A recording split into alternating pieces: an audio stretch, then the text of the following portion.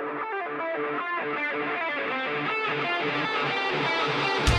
I'm like, all right, well, I don't know. It was like this, about that.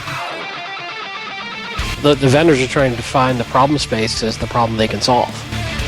So I'm constantly going, no, stop that, put that down, don't touch that, take that out of your mouth. All right, here we go.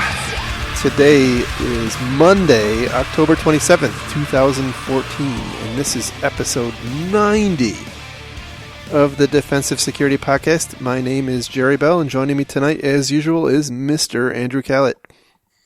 Good evening, Mr. Bell. Wouldn't this be our Halloween episode then? Yes, it would. All Hallows Eve, which we have absolutely nothing prepared on that topic whatsoever. Oh, God damn it. So, hey, bad guys are scary. Ooh. That's true. APTs. China, Russia, Iran, North Korea. You scared now? Cyber. There you go. Are you doing anything exciting for All Hallows Eve? Apparently, I will be recovering, so. That's true. See, I didn't know if we were going to talk about this in the show, but Jerry has been preparing so many show notes and diligently researching that he injured one of his typing fingers. That's true. In such a way that he'll have to have surgery. Once you get above the 600 word per minute rate when you're typing, it's dangerous. Yes, there is a severe risk of injury, and it happened. So anyhow, yeah. So you'll be nice and stoned on Friday then, which would be great for all the kids coming to your house. Oh, that's a good idea. And if it's bleeding, all the better. Well, I don't think they let you leave recovery if it's weeping blood. I'm just saying. It could start, or I could poke at it a little bit. Wow. All right. So hopefully all this will be cut from the actual show. Moving on, shall we? I will say the opinions expressed on this show in no way, coincidentally otherwise, reflect the opinions of our employers, past, present, or future. This is the please don't fire us clause. That's right. So again, please don't fire us. Although, for the record, we both work at an at-will employment state, so they could fire us if they didn't like our haircut. So, which is a severe problem for me. Well, so far you haven't been fired for your haircut. That's because I work at home. That's true. Anyhow. What do we got tonight? So we have a lovely assortment of stories. The first one is from Dark Reading, and the title is 10 Things IT Probably Doesn't Know About Cyber Insurance. And there are some things I really hadn't considered. I know we've talked about cyber insurance a number of times, and so some of these things are recap or rehash. But they're worth talking about again anyhow. And there are a couple of new things that I hadn't previously heard of or considered at least. The first item they have is that cyber insurance policies aren't magic. And basically these policies are utilitarian, right? They are intended to cover a particular risk up to a particular point. And sometimes they're good and sometimes they're bad.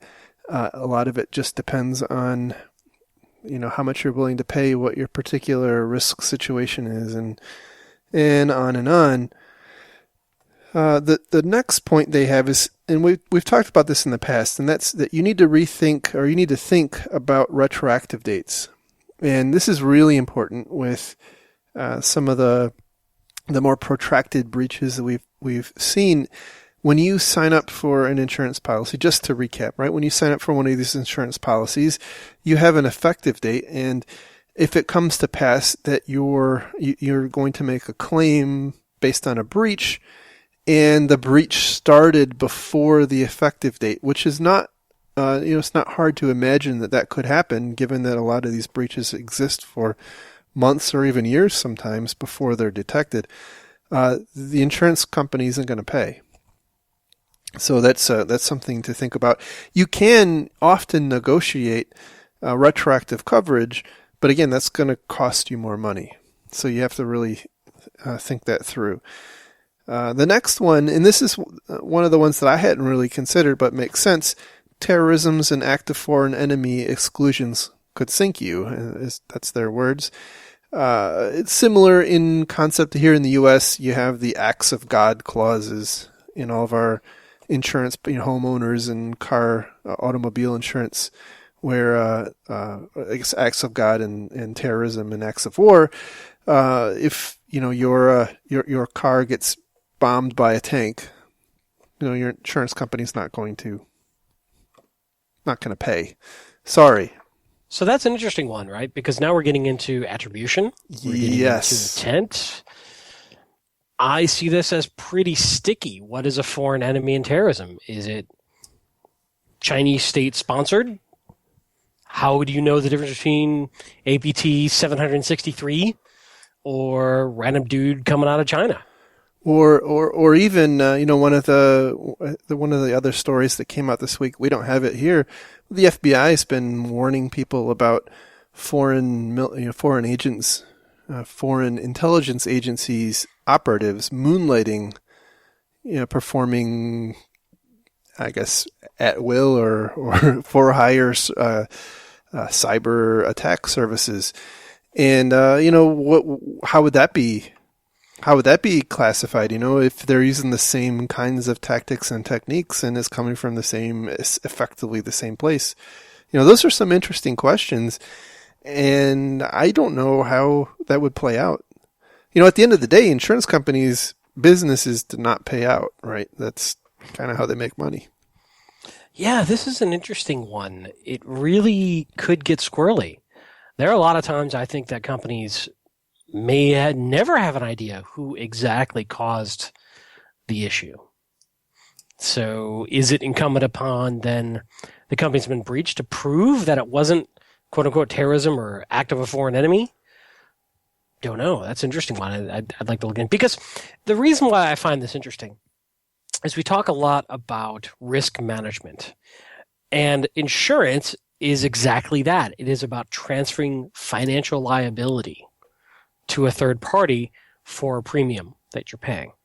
So I really think with the complexity and, in essence, the failure of defensive postures to adequately keep bad guys out, I think cyber insurance is a reasonable thing for many companies to consider and to utilize. But things like this make me think that it's going to be really tough to get a payout. Yeah, and I suspect, and they actually say it somewhere here in the article, but a lot of this is not yet been well adjudicated in the courts, and so my guess is that, for instance, if you had if you were an insured party who was trying to make a claim of some significant amount that was being disputed because the insurer was saying, hey, that was a foreign intelligence agency that is excluded by your policy. I suspect, if the stakes are big enough, that could be a issue decided in the courts. Yeah, it'll be interesting to keep an eye on it. So, yeah. Another next point was you're buying more than a claims payout. So it's their point there is you're not just buying an insurance policy to get money if you get hacked. You're also getting some other help, like they say on-staff legal support to help with fighting class action lawsuits, and on-staff security people to help advise in the recovery and response to an incident, and even beforehand. Apparently, they'll in some cases come out and give some consulting. The next item is kind of tied to that, and that's even a minimal policy buys you a valuable partner. And so, that one of their points here, and I think they make it again later, is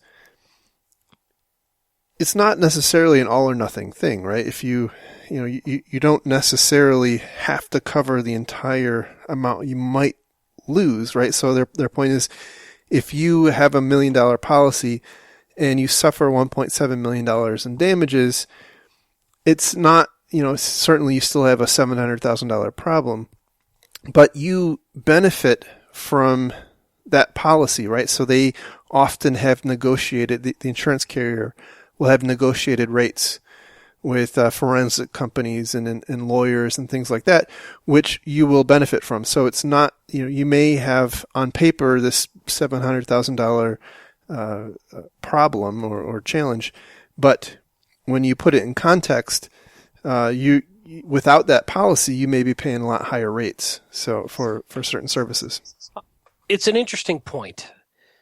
I can see where it's in the insurer's best interest to have good quality folks who can help. But then I also wonder if they're going a little too low in quality. And here's why I say that. And this may be a terrible example, but I'll use it anyway. I remember when I bought my first home, I got a home warranty with it, which, deals with appliances and all sorts of crap. And I tried to utilize them, and they were terrible.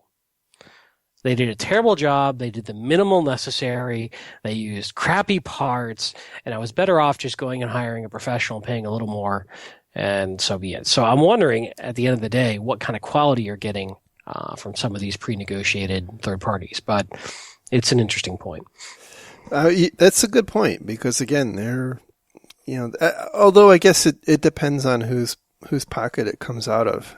I don't know. It's a really good point you bring up. Their next point is who you talk to after a breach could affect your claim. And I think their point here is that you really don't want to effectively go running your mouth,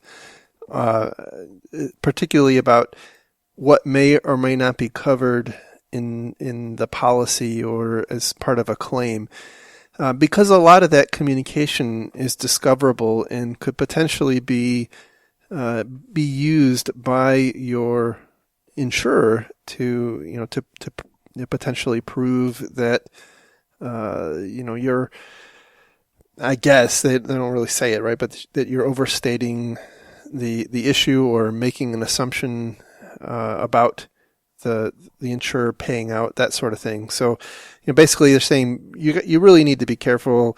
I think their sentence here was, in particular, policyholders have to be careful about discussing coverage issues with their brokers, especially in email or instant messaging. In many jurisdictions, communications with a broker are not subject to any privilege, and any unprotected communications may be discoverable if a coverage dispute ultimately arises. So, this starts to stray into some of the more pure, legal process, I guess, for lack of a better term, that you have to be cognizant of. Next point was delaying notice is a potential claim killer. And this one was something that I hadn't really, I guess, explicitly thought about it. I guess I may have implicitly assumed that it was there, but their point was that although it varies by policy, a lot of insurers will want to know within 24 hours of public disclosure if you're going to file a claim. And they also say, generally, however, notice must be provided within 30 and 90 days after the discovery of a breach, and failure to abide by the policy's specific notice provisions may bar coverage in some jurisdictions, which that can be really perilous, because a lot of companies will like to spend some time kind of figuring out what's going on and how bad the breach is, and then make a decision. And if you're not aware of those kinds of issues, you may let the time lapse and not have an option at that point. And then the next one is insurance companies are starting to reword policies to only cover theft, which is another interesting point. That a lot of data incidents or data theft incidents are the result of lost devices, not necessarily stolen devices. So if I leave my laptop on the train, that's potentially, and I have a whole bunch of PHI or credit card data or whatever, that's potentially not a covered event if my policy only covers theft. So that's their point there. And then contractual liability exclusions might void your policy without action. So their point there is insurance, I'm reading from here, insurance carriers often try to avoid coverage by arguing that contractual relationships with vendors, credit card companies, and banks act to void the purchase insurance in the event of a breach. So basically, you really have to kind of be aware of the ecosystem around the things that you're trying to protect, and how this may be interpreted by your insurance carrier. And one of the things they didn't mention in here, but I started to wonder about IT outsourcers. How does that play in? If your IT outsourcer did something wrong, and that ended up creating the circumstances that led to the breach, how would the insurance company view that? So these are some interesting complexities. And then finally, it's less expensive than you think. Their point here is that risk transfer is a legit option. Given the prevalence and costs associated with data breaches, cyber liability insurance is still unbelievably low. And this kind of goes back to the previous point that you don't necessarily have to buy the Cadillac to get some benefit out of insurance company, this cyber insurance. Although I will tell you that figuring out how much coverage you need has got to be a pretty difficult problem. And I've also heard, kind of anecdotally, that especially for bigger companies, it's very difficult to get what for whatever price, to get the amount of coverage that you might think you would need. Just because they don't, the insurers are unwilling to go that high, for a variety of reasons, I suppose. So anyhow, that's that story. So one other thought I had on that is, and it's not in the story, it's just something that occurred to me, is I wonder if this is like homeowners insurance or pre-ACA health insurance, and so that you make a claim and then you get canceled. Yeah, that's a good question. I haven't heard of that. I suspect some of these big breaches that like Target and Home Depot, where we expect, I think in fact Target is having some public debate with some companies right now. I suspect we may start seeing public discussions about that, but I've certainly not heard any so far. All right, so our next story comes from CSO, and the title is "Disaster as CryptoWall Encrypts U.S. Firm's Entire Server Installation." And this story is a combination of hilarious and bad all at once. So, a U.S.-based nonprofit had their 7 file servers, I assume they're file servers, containing a total of 75 gigabytes of data encrypted by CryptoWall. And, I have been a pretty big proponent or critic, I guess, of the IT crowd and clicking on links and what kinds of bad things can happen as a result of IT administrator shenanigans. And by the way, this apparently happened when an IT administrator opened an email, or a link to an email, I should say. And the administrator apparently had map drives to the 7 servers, which then were systematically encrypted. But that's not the interesting part of the story to me. Although I do I do find the administrator tie-in kind of interesting. What is most interesting is that this organization went through quite a lot of hoops to actually pay the ransom to get the decryption key. And they actually had previously gone through a security awareness training program with Kevin Mitnick's company and another company called KnowBe4. And apparently these companies offer a part of their shtick is if you have your company's employees trained with their security awareness program and you subsequently get crypto walled, they'll pay the ransom.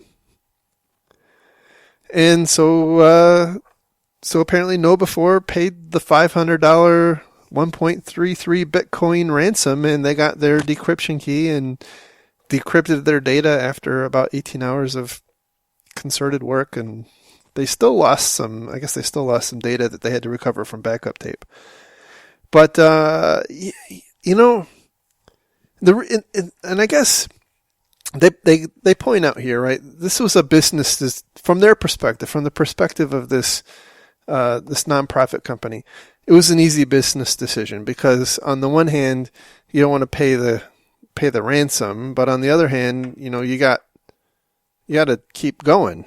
And from their perspective, restoring from backup tape, which they weren't convinced would actually work, would idle their employees for too long.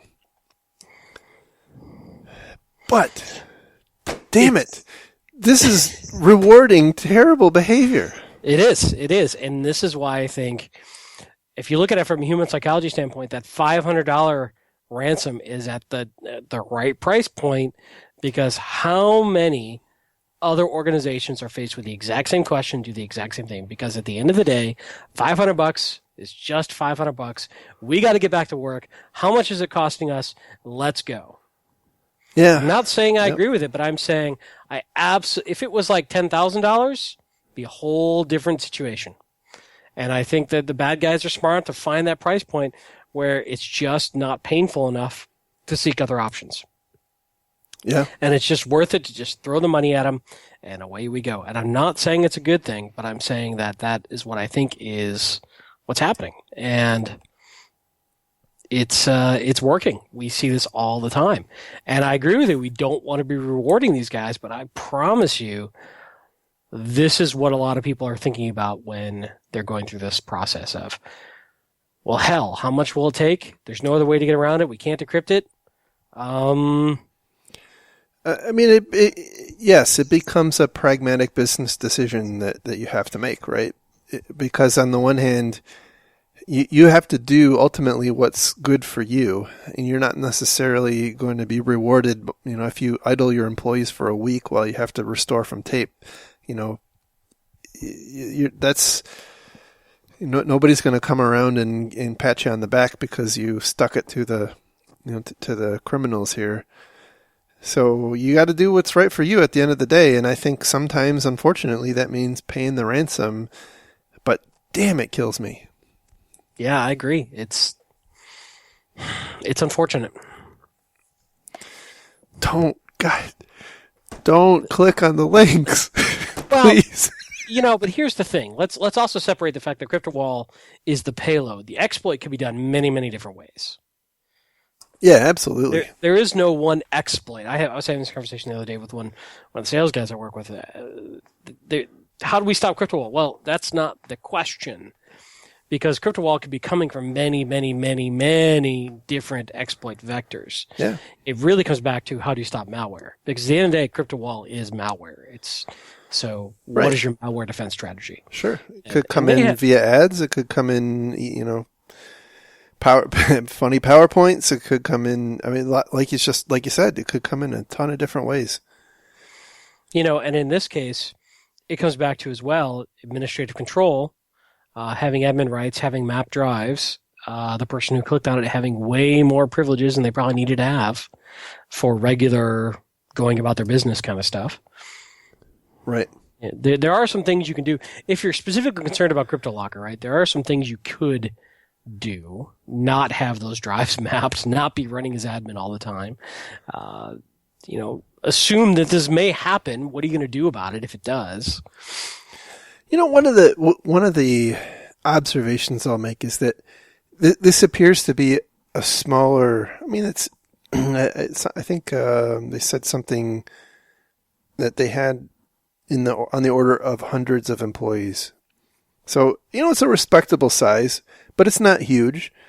And I think, in my experience, a lot of the more sophisticated controls about, making sure you don't run as domain admin on your normal workstation often are not, those kinds of good hygiene types of things are absent in smaller organizations from what I've seen.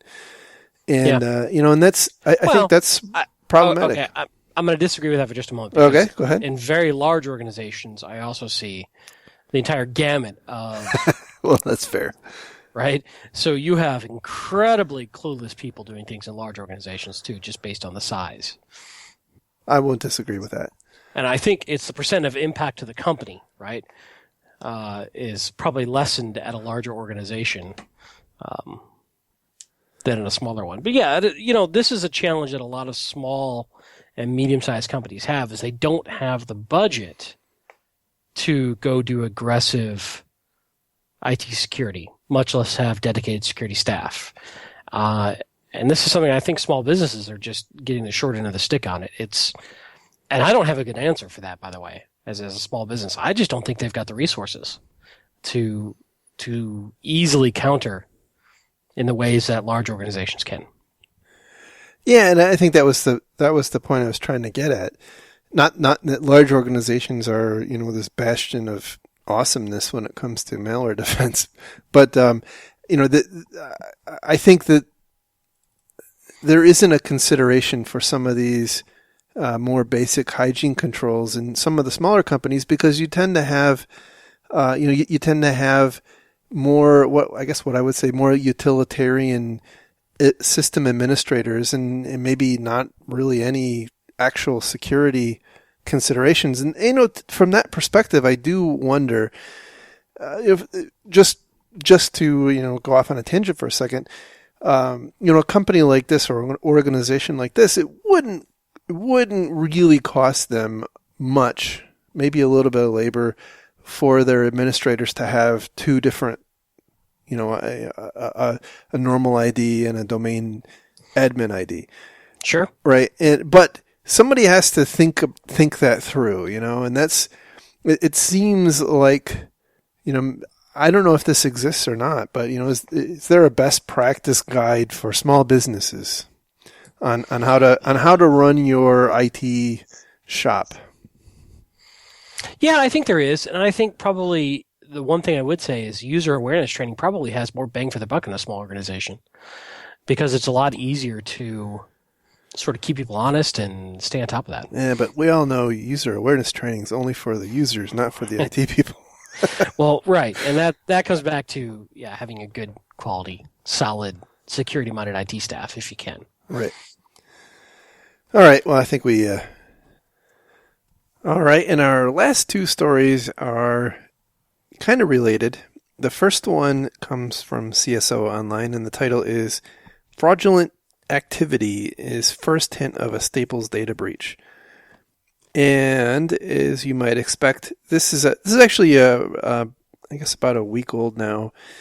I think it happened came out right after our last episode. And basically the point they're making here is, how crazy is it that the first inkling Staples had that they had a problem came from banks? And why could they not detect this on their own? Well, this has been a common theme lately, though, right? This is something we see over and over and over again, that the banks and the credit card processors are the one who pick up this first. Yeah, and in fact, I think the only one in recent memory I can think of where that hasn't been the case is the UPS store, where they had actually proactively detected, allegedly, the breach. But I think everything else has come from third-party notifications, and that kind of dovetails into the last story, which is also from CSO Online, titled "PCI Compliance Under Scrutiny Following Big Data Breaches." And in this particular article, they beat on Home Depot quite a lot, which, I guess maybe they do, in fact, deserve it. But one of the points they bring up is, in terms of Home Depot, how could Home Depot possibly be PCI compliant if PCI compliance requires you to monitor and review your logs? And if they were in fact doing that, they would have certainly seen this data being stolen. And I think that is really myopic. I got to tell you. Define monitor and view logs. That's the thing. What? They're probably generating 5 billion log events per day. Right. Maybe they're in there. Maybe the data's in there. Maybe it's not. And what are you going to do with that exactly? Right. Right. So, just conservatively speaking, let's say somebody's generating 5,000 events per second, which is not out of the ordinary at all. Right? That's 300,000 events per minute. Yep. Right? That's, do the math here, 18 million events per hour. Right? That's, 432 million events per day. So, that's just based on 5,000 events per second, which I think is fairly conservative for the size of a company like Home Depot. So all that being said, and here is the fundamental problem with PCI, is what exactly does that mean to monitor and review your logs? Yes, we have them. Look, there's a log. Right. There's an implication in there that you're looking at logs that would be able to give you an indication that something is actually happening. And, that may or may not actually be true. And then there's also the problem you just brought up, that are you able to, even if you did have the right kind of data, would you actually be able to tell that there's something anomalous happening given the volume? And by the way, I think 5,000 per second is pretty low. I'll tell you, I've been talking with Bob, and Bob was telling me about a SIM deployment he's doing at a very large organization, and in one particular site out of literally hundreds, they swamped their SIM with 55,000 events per second. Wow. And that's just one, I would say it's actually one part of one site out of hundreds. And so it's not hard to think that you could be talking, trillions of logs in a year or even shorter. So it's difficult, right? This is it's a hard problem. And PCI isn't very prescriptive about what exactly you are supposed to be monitoring and what you're supposed to be looking for. So they just, you need to be reviewing your logs. Now, to be clear, I do think there's a tremendous amount of good security data you can derive from your logs. Absolutely. And I'm not ripping on log monitoring. I think that done properly, it can be incredibly effective. What I'm taking exception with is that PCI is too vague in this area. Yeah, absolutely. Absolutely. It becomes a checkbox. Hey, we have, we've got these firewalls and we've got these IPSs and we got, Windows event logs, and we're pulling them all into a SIM and we're looking at them. And so we can check the box that we are monitoring our logs. But then who is really asking the question, what would we actually see? Who's doing, I guess, the logical regression test to say, hey, if something like this happened, would we actually have the kind of visibility we would need in order to see data being exfiltrated? And you may or you may not. And I think more often than not, the answer is probably no, or at least if it was there, it's going to be so buried that you're not really going to see it.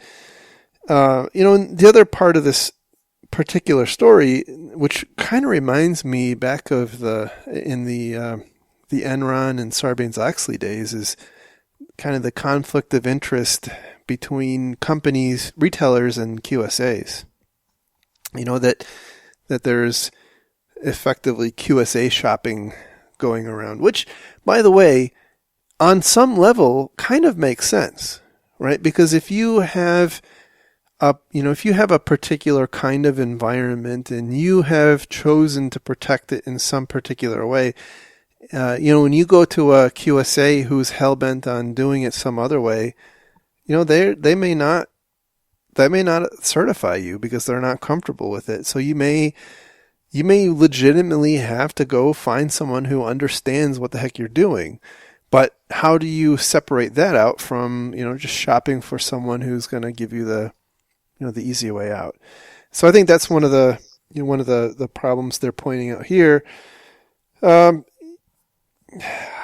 not sure that there's really a good way out of this.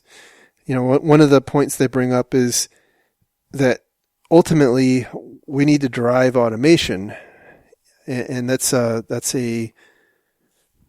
I guess I don't want to say panacea from their perspective, right? But I guess I will call it a panacea.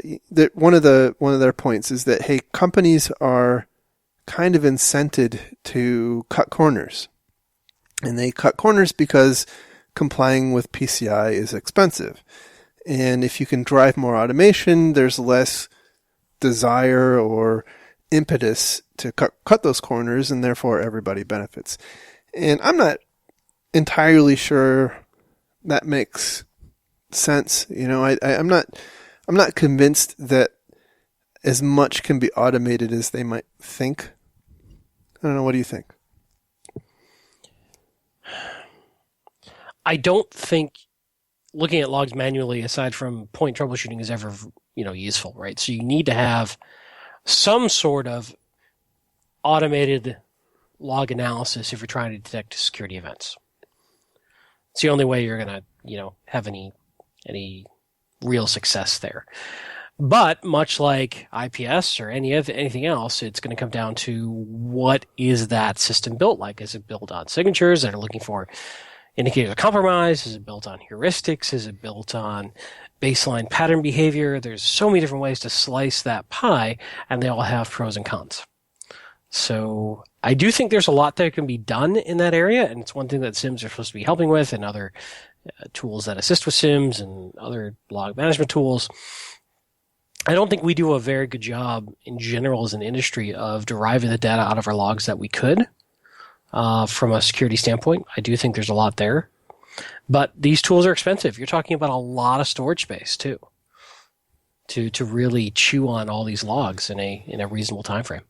Yeah, I guess I should have been more specific. I absolutely agree. I think that you really end up having to do some kind of automation in terms of log monitoring. I guess I was thinking more broadly in terms of general PCI compliance. It sounds, to me it sounded like they're pushing for more of the QSA process to be an automated kind of a deal. But well, that's tough because everybody's network environment is different. And everybody's everybody's point of sale system is different. Everybody's backend is different. So, is the next step then that PCI starts dictating the environment that all cardholder data is in as a certified monolithic structure? I guess that's a loaded question right there. I don't think they will, right? But to get away from a QSA subjective opinion, you would almost have to have a very standardized environment. Yeah, right. A reference architecture. Yeah. A repeatable reference architecture that is somewhat rigidly enforced.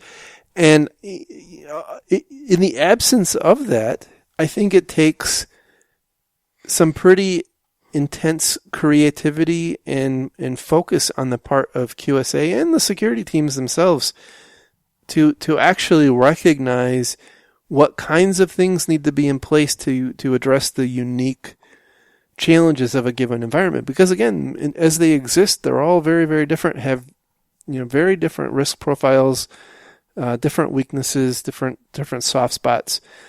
And when you're trying to apply the same kind of PCI yardstick to each one of those, you're bound to have data leaking out. So I think that's the problem I see.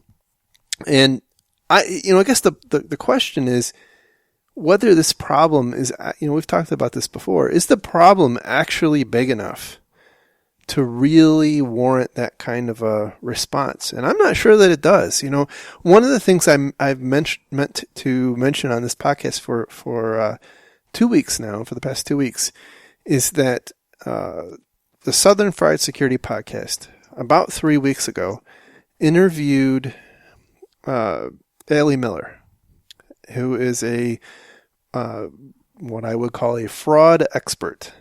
And she's a regular on the Risk Science podcast.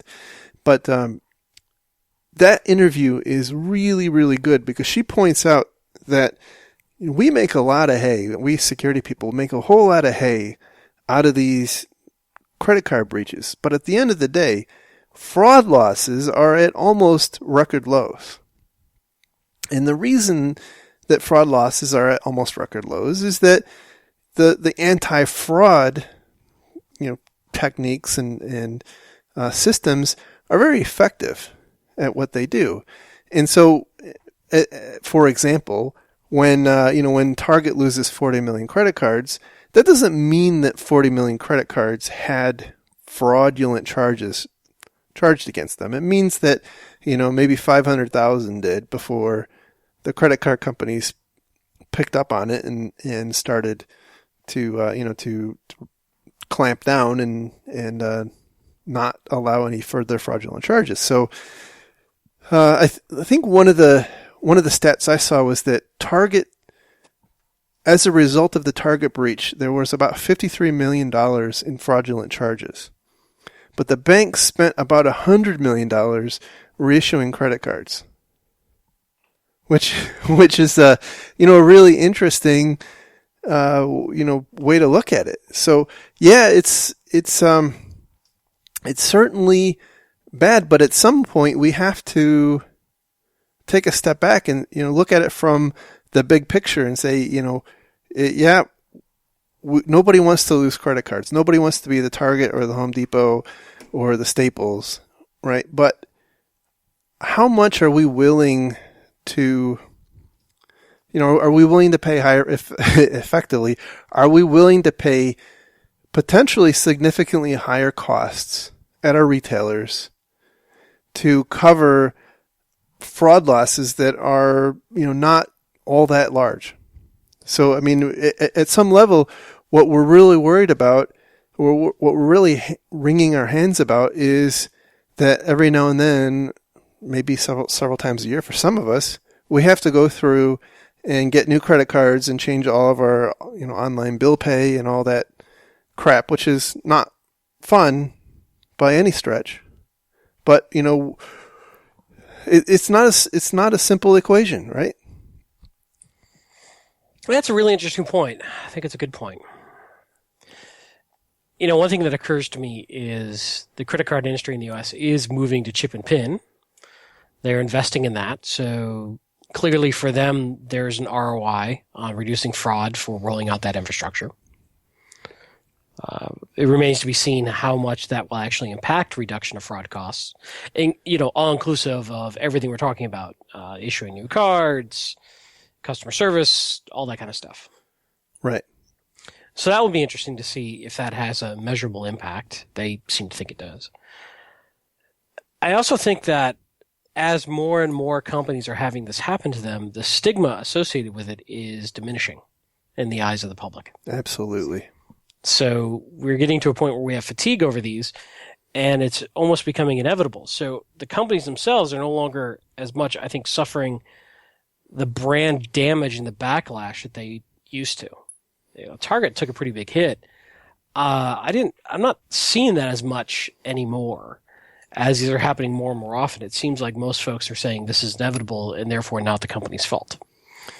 Yeah, I think so. There's always, especially in the security world, I think we're always looking for the proverbial pony in the pile, where we're trying to find that one survey that says, hey, information security is really stinking important because if you don't invest heavily in my program, you're going to lose the trust of your customer base, and therefore you need to to listen to what I say. But the reality is, and I guess I would say that I think as recently as yesterday, I saw an email on the CIRA mailing list that there was a survey done by I think it was Nielsen, in fact, that said the majority of Americans will either avoid breached retailers or spend significantly less. But that does not in any way map to the reality of what these retailers are seeing in terms of sales. And so it's an interesting thing that it's, like the people that are being surveyed feel like they need to give a politically correct answer, I guess. And the reality is it's not affecting their shopping habits materially. And therefore, I think exactly what you said is the case. I've had this discussion a number of times. Try to go to a major retailer that hasn't been breached recently. It's getting more and more difficult. And I think the stigma is going down. Yeah, it's, if I guess after the 8th time you've have your credit card replaced, does it really matter if it was, Home Depot or Staples or Target? It's just annoying. You kind of lose track of why.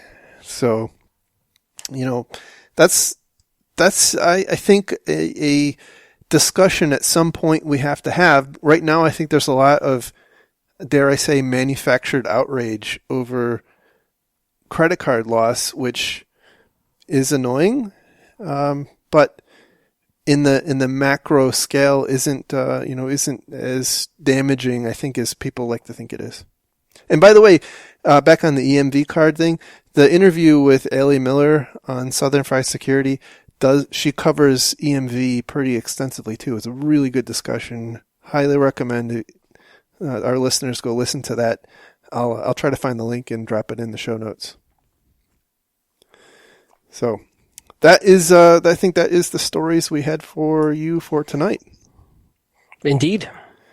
And as usual, we appreciate your time listening to us. And we will talk again next week. In the meantime, if you like the story, give us some good ratings on iTunes. If you have any feedback, send us an email to info@defensivesecurity.org. You can find the show notes and other stuff on our website at www.defensivesecurity.org. You can follow the show on Twitter at DefensiveSec. You can follow Mr. Kellett on Twitter at Lurg and me on Twitter at MaliciousLink. And with that, we will talk to you again next week. Have a great week, everybody. Thanks. Take care.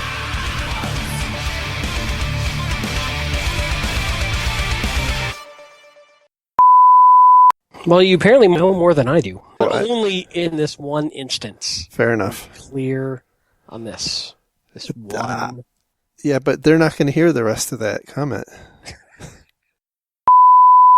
You want to do a podcast? No. No. No. Just end it right now, huh? It's a good run. Oh, man. Sure. Let's do a podcast. I think we should come up with a better story about your finger. Like your dog was attacking a little old lady, and you had to save the little old lady. By sacrificing my finger? Right. Hey, that's a good one. I like it. We could do a Jerry is Spaced Out podcast. Fucking bullshit-filled bullshit of bullshit.